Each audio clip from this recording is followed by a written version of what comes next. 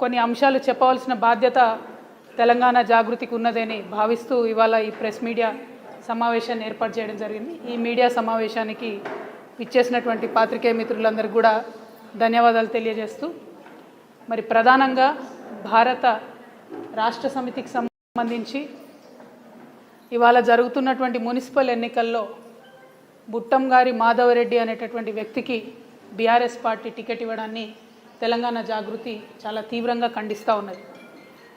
బీసీల కోసం 42% ఏదైతే సాధించాలి రిజర్వేషన్లు రాజకీయంగా విద్యాపరంగా అనేటటువంటి అంశాల మీద, ఉద్యోగాలలో అనే అంశాల మీద తెలంగాణ జాగృతి గత 2.5 సంవత్సరాలుగా మడమతిప్పని పోరాటాలు చేస్తున్న విషయం ప్రజలందరికీ తెలిసిందే.